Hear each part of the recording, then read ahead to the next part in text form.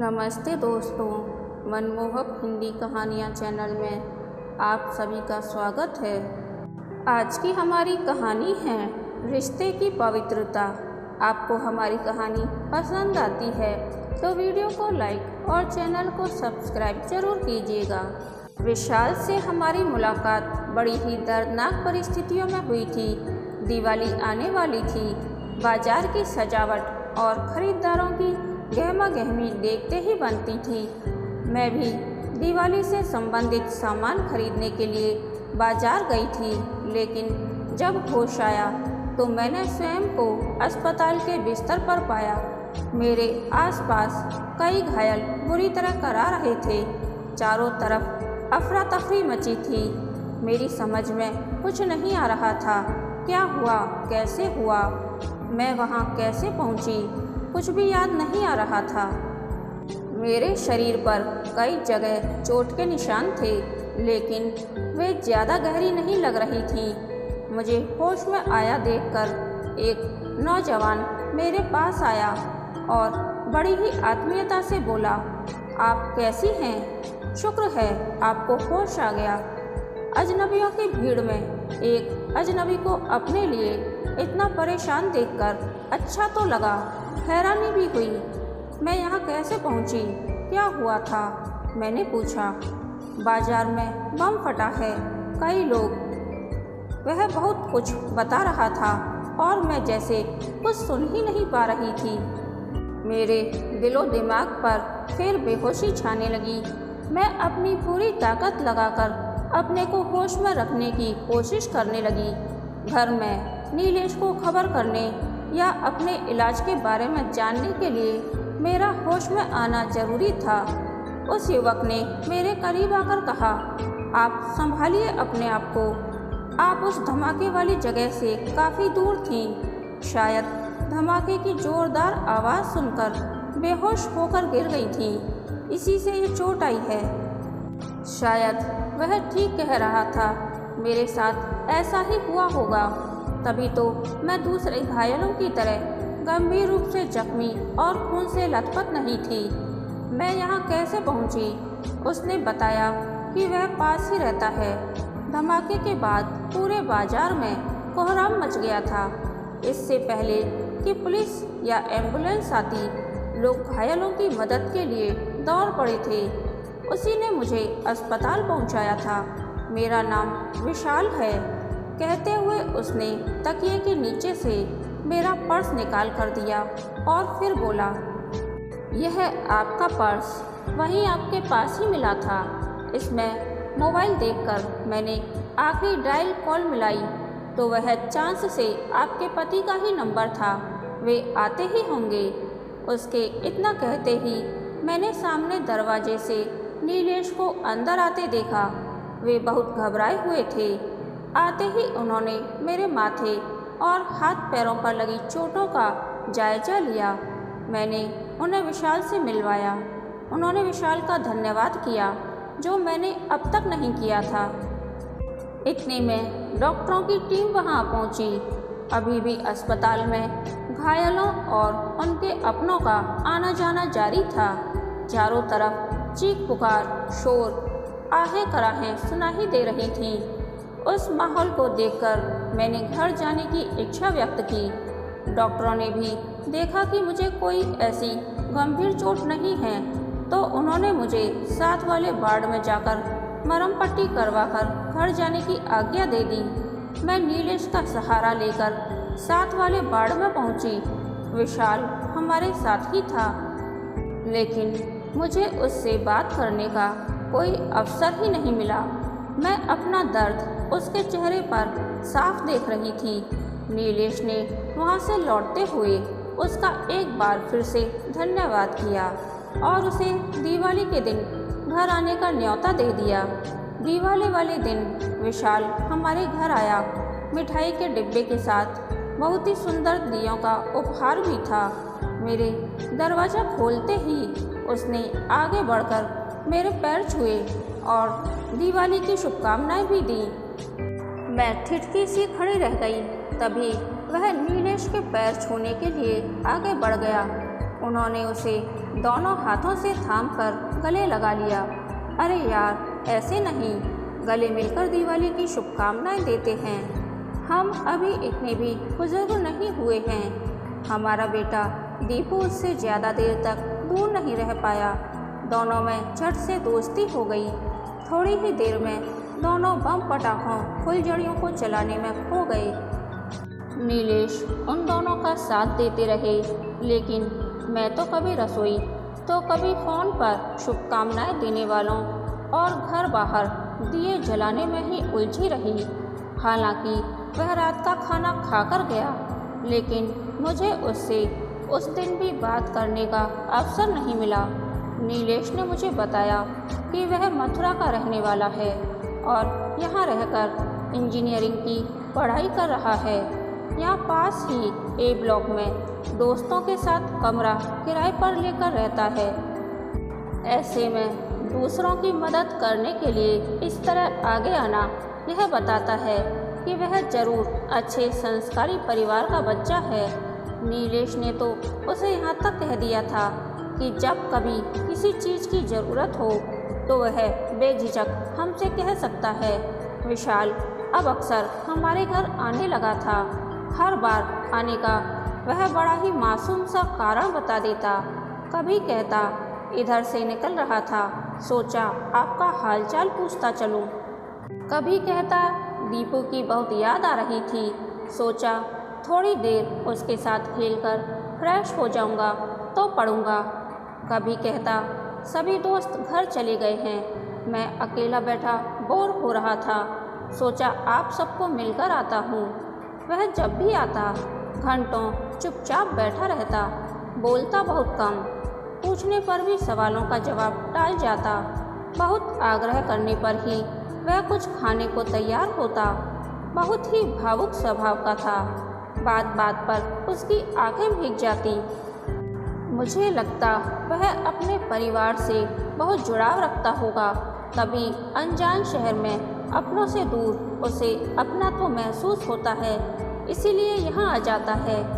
दीपू को तो विशाल के रूप में एक बड़ा भाई, एक अच्छा दोस्त मिल गया था। हालांकि दोनों की उम्र में लगभग 10 साल का अंतर था, फिर भी दोनों की खूब पटती। पढ़ाई लिखाई की या खेल कूद की कोई भी चीज़ चाहिए हो, वह विशाल के साथ बाजार जाकर ले आता। अब उसकी छोटी छोटी ज़रूरतों के लिए मुझे बाजार नहीं भागना पड़ता। इतना ही नहीं, विशाल पढ़ाई में भी दीपू की मदद करने लगा था। दीपू भी अब पढ़ाई की समस्याएं लेकर मेरे पास नहीं आता, बल्कि विशाल के आने का इंतज़ार करता। विशाल का आना हम सबको अच्छा लगता। उसका व्यवहार, उसकी शालीनता, उसका अपनापन हम सबके दिल में उतर गया था। उस एक दिन की घटना में कोई अजनबी इतना करीब आ जाएगा सोचा ना था। फिर भी उसको लेकर एक प्रश्न मन को निरंतर परेशान करता कि उस दिन मुझे घायल देखकर वह इतना परेशान क्यों था, वह मुझे इतना सम्मान क्यों देता है। दिवाली वाले दिन भी उसने आदर से मेरे पाँव छूकर मुझे शुभकामनाएं दी थी। अब भी वह जब मिलता है मेरे पैरों की तरफ ही बढ़ता है। वह तो मैं ही उसे हर बार रोक देती हूँ। मैंने तय कर लिया कि एक दिन इस बारे में उससे विस्तार से बात करूँगी। जल्दी ही वह अवसर मिल भी गया। एक दिन वह घर आया तो बहुत ही उदास था। सुबह 11 बजे का समय था। नीलेश ऑफिस जा चुके थे और दीपू भी स्कूल में था। आज तक विशाल जब कभी भी आया शाम को ही आया था। नीलेश भले ऑफिस से नहीं लौटे होते थे, लेकिन दीपू घर पर ही होता था। उसे इतना उदास देखकर मैंने पूछा, क्या हुआ, तबीयत तो ठीक है ना, आज कॉलेज नहीं गए? वह कुछ नहीं बोला, बस चुपचाप अंदर आकर बैठ गया। नाश्ता किया है कि नहीं, भूख नहीं है, कहते हुए उसकी आंखें भीग गईं। घर पर सब ठीक है ना, कोई दिक्कत हो तो कहो। मैं सवाल पर सवाल किए जा रही थी, लेकिन वह खामोश बैठा टुकुर टुकुर मुझे देख रहा था। शायद वह कुछ कहना चाहता था, लेकिन शब्द नहीं जुटा पा रहा था। मुझे लगा उसे पैसों की ज़रूरत है, जो वह कहने से झिझक रहा है। घर से पैसे आने में देर हो गई है, इसीलिए कुछ खाया पिया भी नहीं है और परेशान है। उसका मुरझाया चेहरा देखकर मैं अंदर से कुछ खाने की चीज़ें लेकर आई। मेरे बार बार आग्रह करने पर वह रुआसे स्वर में बोला, आज मेरी माँ की बरसी है। क्या? सुनते ही मैं एकदम चौंक उठी, लेकिन उसका अगला वाक्य मुझे और भी चौंका गया। वह बोला, आपकी शक्ल एकदम मेरी माँ से मिलती है। उस दिन पहली बार आपको देखते ही मैं स्वयं को रोक नहीं पाया था। यह सब जानकर मेरे मुंह से एक शब्द भी नहीं निकला। मैं एकटक उसे देखती रह गई। थोड़ी देर यूं ही खामोश बैठे रहने के बाद उसने बताया कि उसकी माँ को गुजरे कई साल हो गए हैं। तब वह 7वीं में पढ़ता था। उसकी माँ उसे बहुत प्यार करती थी। वह माँ को याद करके अक्सर अकेले में रोया करता था। बड़ी बहन ने उसे माँ का प्यार दिया, उसके आंसू पोंछे। कभी माँ की कमी नहीं महसूस होने दी। लेकिन 2 साल हो गए, बहन की भी शादी हो गई और वह भी ससुराल चली गई। मेरे मन में उस बिन माँ के बच्चे के लिए ममता तो बहुत उमड़ी, लेकिन वह मुझे माँ कह सकता है, ऐसा मैं उसे नहीं कह पाई। विशाल में अब मुझे अपना बेटा ही नजर आने लगा था। दीपू का बड़ा भाई नजर आने लगा था। घर में कुछ भी विशेष बनाती तो चाहती कि वह भी आ जाए। बाजार जाती तो दीपू के साथ साथ उसके लिए भी कुछ ना कुछ खरीदने को मन चाहता। हम दोनों के बीच स्नेह के तार जुड़ गए थे। मैं दीपू की ही भांति उसके भी खाने का ख्याल रखने लगी थी, उसकी फिक्र करने लगी थी। विशाल भी हम सब से बहुत घुल मिल गया था। अपनी हर छोटी बड़ी बात, अपनी हर समस्या मुझे ऐसे ही बताता जैसे वह अपनी माँ से बात कर रहा हो। यह बात अलग है कि उम्र में इतने कम अंतर के कारण वह भी मुझे माँ कहने से झिझकता था। कुछ दिनों से मैं महसूस कर रही हूँ कि जैसे जैसे विशाल के साथ जुड़ा रिश्ता मजबूत होता जा रहा था, वैसे वैसे नीलेश और दीपू का रवैया कुछ बदलता जा रहा था। दीपू अब पहले की तरफ से घर आया देखकर खुश नहीं होता और नीलेश के चेहरे पर भी कोई ज़्यादा खुशी के भाव अब नज़र नहीं आते। अब वे उससे न ज़्यादा बात करते हैं, न ही उससे बैठने या कुछ खाने आदि के लिए आग्रह ही करते हैं। दीपू तो बच्चा है, उसके व्यवहार, उसकी बेवजह की जिद और शिकायतों से मुझे अंदाज़ा होने लगा है कि वह मेरा प्यार बढ़ता हुआ नहीं देख पा रहा है। मेरे समय, मेरे प्यार, मेरे दुलार सब पर सिर्फ उसी का अधिकार है। इस सब का अंश मात्र भी वह किसी से बांटना नहीं चाहता। लेकिन नीलेश को क्या हुआ है? मैं कुछ समय से नोट कर रही हूँ कि विशाल को घर पर आया देखकर नीलेश बेवजह छोटी छोटी बात पर चिल्लाने लगते हैं। अलग से बेडरूम में जाकर बैठ जाते हैं। बातों बातों में विशाल का जिक्र आते ही या तो उसे अनसुना कर देते हैं या झट से बातचीत का विषय ही बदल देते हैं। उनके ऐसे व्यवहार से मैं बहुत आहत हो जाती, तनाव में आ जाती। एक दिन मैंने नीलेश से पूछ ही लिया कि आखिर बात क्या है, उन्हें विशाल की कौन सी बात बुरी लग गई है, उनका व्यवहार विशाल के प्रति इतना बदल क्यों गया है। नीलेश ने भी कुछ नहीं छुपाया। उन्होंने जो कुछ कहा सुनकर मैं सन्न रह गई। नीलेश का कहना था कि मुझे इस तरह विशाल की बातों में आकर भावनाओं में नहीं बहना चाहिए।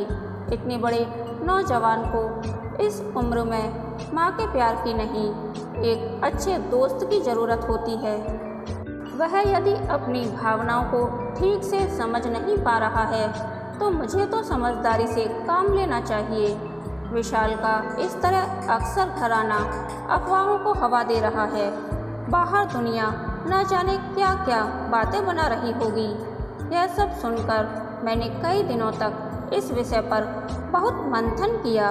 नीलेश ऐसे नहीं हैं, ना ही उनकी सोच इतनी कुंठित है। ऐसा होता तो वह पहले ही दिन से विशाल के साथ इतने घुल मिल न गए होते। वे मेरे बारे में भी कोई शक शुबा नहीं रखते। जरूर आस पड़ोस से ही उन्होंने कुछ ऐसा वैसा सुना होगा जो उन्हें अच्छा नहीं लगा। अब कहने वालों का मुंह तो बंद किया नहीं जा सकता। स्वयं को ही सुधारा जा सकता है कि किसी को कुछ कहने का अवसर ही न मिले। लोगों का क्या है, वे तो धुएं की लकीर देखते ही चिंगारियां ढूंढने निकल पड़ते हैं।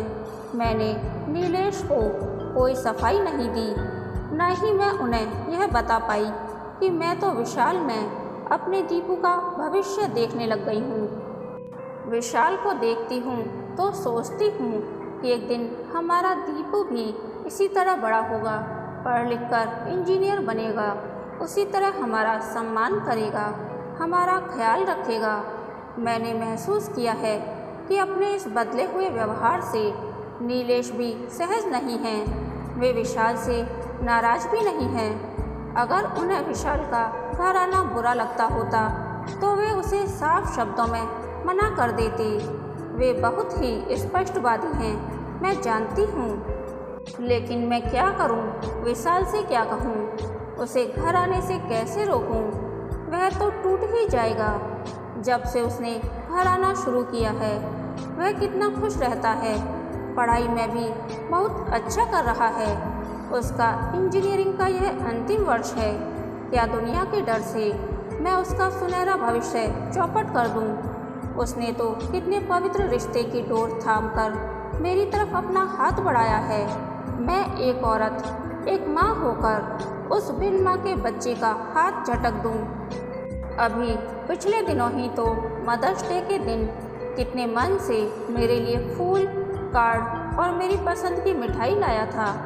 कह रहा था जिस दिन उसकी नौकरी लग जाएगी वह मेरे लिए एक अच्छी सी साड़ी लाएगा। उसकी इस पवित्र भावना को मैं दुनिया की बुरी नज़र से कैसे बचाऊं? मैंने विशाल के व्यवहार को बहुत बारीकी से जांचा परखा है, लेकिन कहीं कुछ गलत नहीं पाया। उसकी भावनाओं में कहीं कोई खोट नहीं है। फिर भी अब न चाहते हुए भी उसके घर आने पर मेरा व्यवहार बड़ा ही असहज हो उठता। पता नहीं आस पड़ोस वालों की गलत सोच मुझ पर हावी हो जाती, या नीलेश का व्यवहार, या दीपू की बिना कारण चिड़चिड़ाहट और जिद मुझसे यह सब करवाती। इधर विशाल ने भी घर आना कम कर दिया है। पता नहीं हम सबके व्यवहार को देखकर यह फैसला किया है, या उसने भी लोगों की बातें सुन ली, या वास्तव में वह परीक्षा की तैयारी में व्यस्त था। जैसा कि उसने बताया था, मुझे उसकी बहुत याद आती, उसकी चिंता भी रहती, लेकिन मैं किसी से कुछ न कहती, न ही उसे बुलाती। नीलेश ऑफिस के काम से 10 दिनों के लिए मलेशिया गए हुए थे। कल सुबह उनकी वापसी थी। मैं और दीपू बहुत बेसब्री से उनके लौटने की राह देख रहे थे। सुबह से मेरी तबीयत भी कुछ ठीक नहीं लग रही थी। शाम होते होते अचानक जोरदार कंपकपाहट के साथ मुझे तेज बुखार आ गया। घर में रखी बुखार की गोली खाली है। लिहाफ, कंबल सभी कुछ ओढ़ने के बाद भी मैं कांपती ही जा रही थी। बुखार बढ़ता ही जा रहा था। मैं कब बेहोश हो गई मुझे कुछ पता ही नहीं लगा। अगले दिन सुबह जब ठीक से होश आया तो परेशान, दुखी, घबराया हुआ विशाल मेरे सामने खड़ा था। उसकी उंगली थामे साथ में दीपू भी खड़ा था। मुझे होश में आया देखकर दीपू आंखों में आंसू भरकर मम्मी मम्मी कहता हुआ मुझसे लिपट गया। भाव तो विशाल के भी कुछ ऐसे ही थे। आंखें उसकी भी सजल हो उठी थी, लेकिन वह अपनी जगह स्थिर खड़ा रहा। तभी नीलेश भी आ पहुँचे। तब हमने जाना कि मेरी हालत देखकर दीपू पड़ोस की सीमा आंटी को बुलाने दौड़ा, तो वे लोग घर पर ही नहीं थे। तभी उसने घबराकर विशाल को फ़ोन कर दिया था। विशाल डॉक्टर को लेकर पहुंच गया। डॉक्टर ने तुरंत मलेरिया का इलाज शुरू कर दिया और खून की जांच करवाने के लिए कहा। उस समय 104 डिग्री बुखार था। डॉक्टर के कहे अनुसार विशाल रात भर मेरे सिर पर पानी की पट्टियां रखता रहा और दवा देता रहा था। इतना ही नहीं, उसने दीपू की भी देखभाल की थी। तुमने दूसरी बार मेरी पत्नी की जान बचाई है, मेरी गृहस्थी उजड़ने से बचाई है। मैं तुम्हारा बहुत आभारी हूँ, कहते हुए नीलेश ने विशाल को गले से लगा लिया। नीलेश बहुत भावुक हो उठे थे। मैं जानती हूँ वे मुझसे बहुत प्यार करते हैं। मेरी जरा सी परेशानी उन्हें झकझोर देती है। यह तो मेरा फर्ज था। मैं एक बार अपनी माँ को खो चुका हूँ, दोबारा। विशाल के जो आंसू अभी तक पलकों में छिपे हुए थे बह निकले।